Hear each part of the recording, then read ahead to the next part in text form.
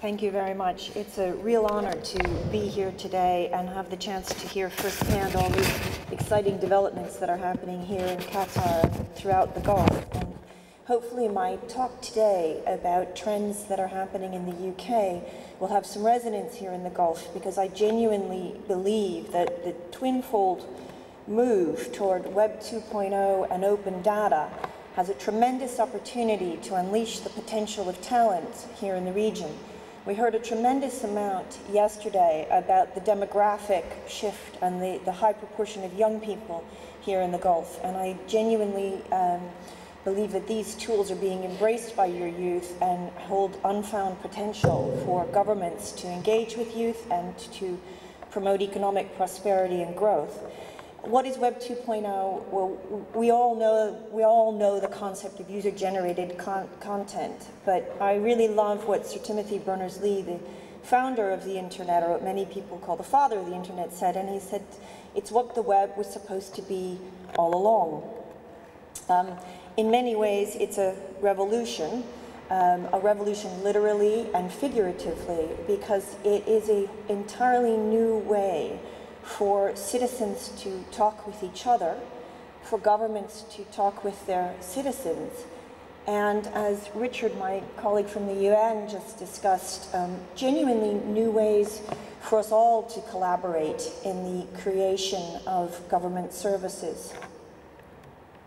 If I take a look at where we came from in the UK, I have to confess to those of you that heard Guy Kawasaki's discussion yesterday, I had a bozo moment in 2007 when what has become a profoundly impactful report in the UK, a friend of mine, Tom Steinberg, was one of the co-authors.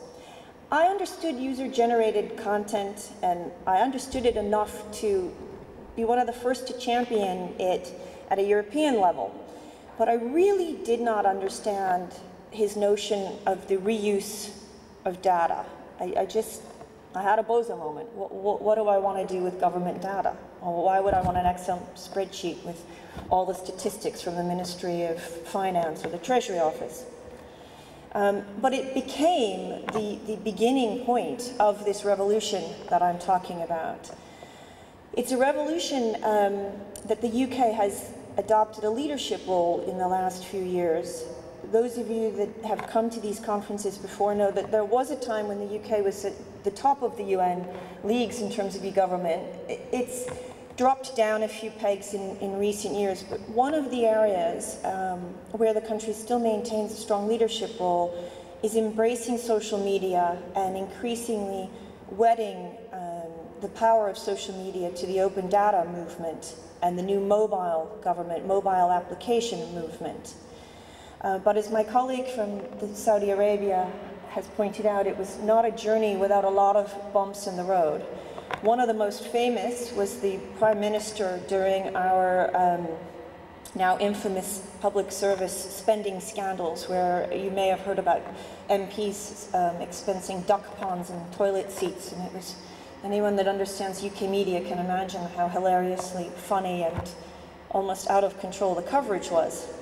So for the first time, the Prime Minister used YouTube, and it was a dire performance, and one of his own cabinet members came out and said, YouTube if you want to, I'm going to use traditional means, and she was the local government minister in charge of digitizing local government. So it was a rocky road.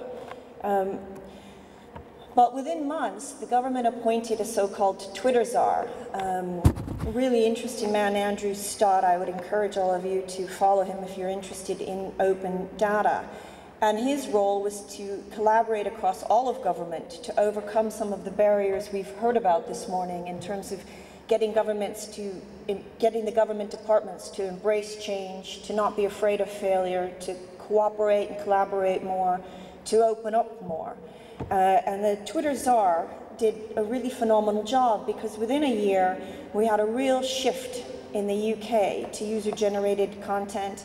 This is just one example of the Greater Manchester Police using Twitter to identify crime hotspots in the city and then promote that information back out to its citizenry. We also had a shift in the UK to public service generated content. Some of the different military engagements of the British government have been controversial, to say the least, through the years, but blogs from Afghanistan and videos and tweets from soldiers on the front line have helped to create an aura of transparency and greater communication between the government at the front line, literally, and citizens. Number 10 has opened up what's now a very famous e-petition site. At one point there was some plans to have very controversial road charging, and the site literally crashed. It wasn't anything anticipated to be controversial. And this site receives thousands of e-petitions every year with 2 and 3 people using it. But the power of it is that it is there when there is a genuine civic revolt, that it's unexpected, like road charging. Citizens giving feedback on public services.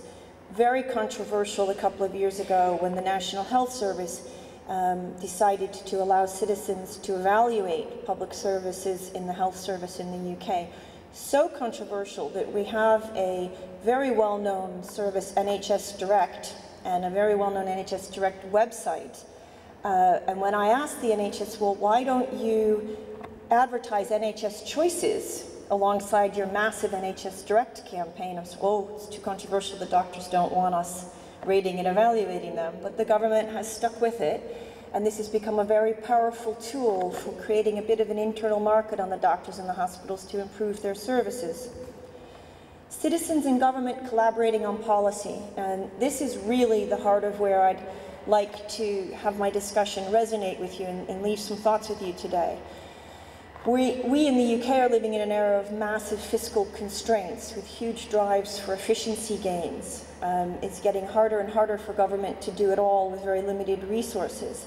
And what's happening now through social media and open data is an increasing ability for government departments to work with its citizens to start to co-design services and co-design policy, such as where do you want your spending cuts? We all know how to spend money better to improve our communities, but actually giving your citizens when the tough decisions have to come, and it doesn't just have to be spending, it can be urban development, it can be construction, it can be the location of a school, the location of a new petrol refinery.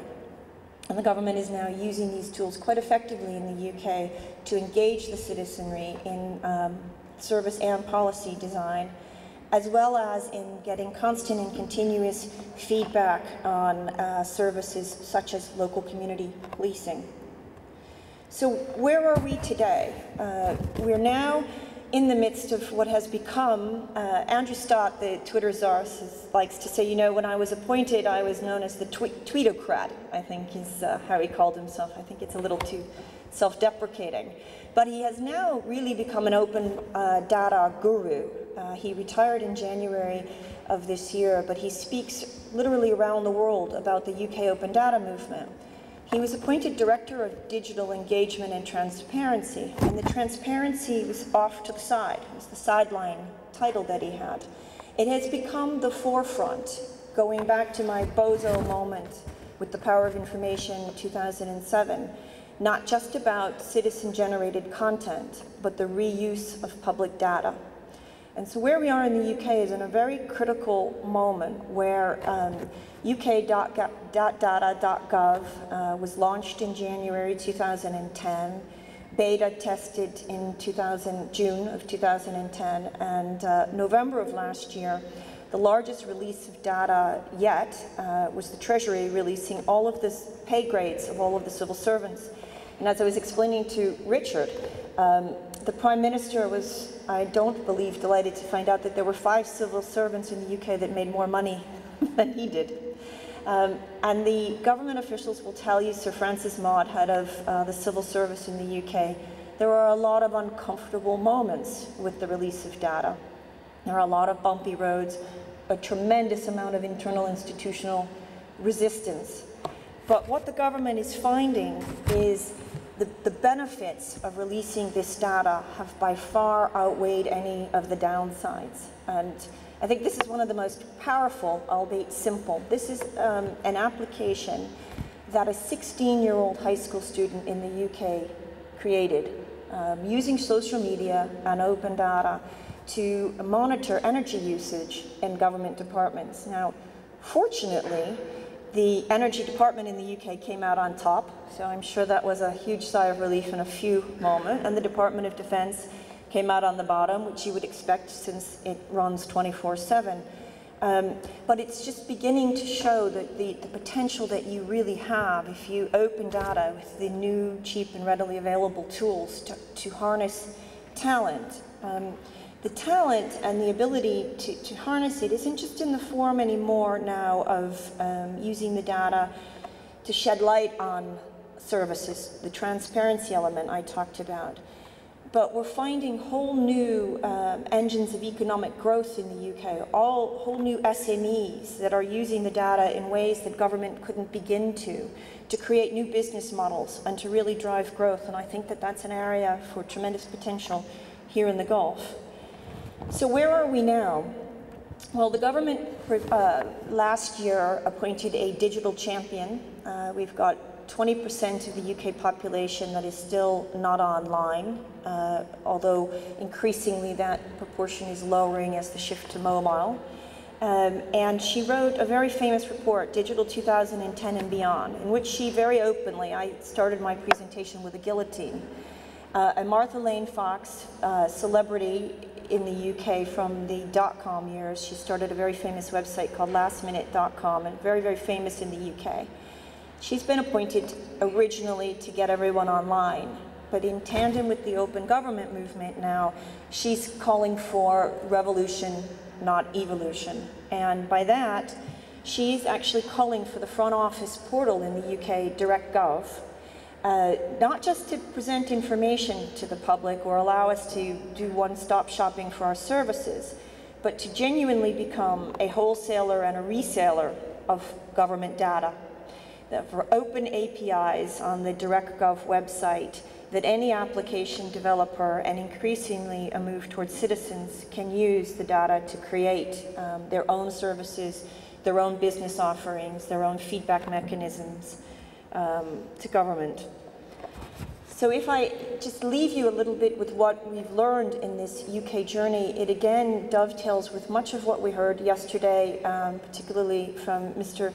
Kawasaki, in terms of keeping things simple, not being afraid to make mistakes. Don't wait until applications or data.gov.uk, .saudi, .kuwait, .qatar are perfect, but to release things in iterative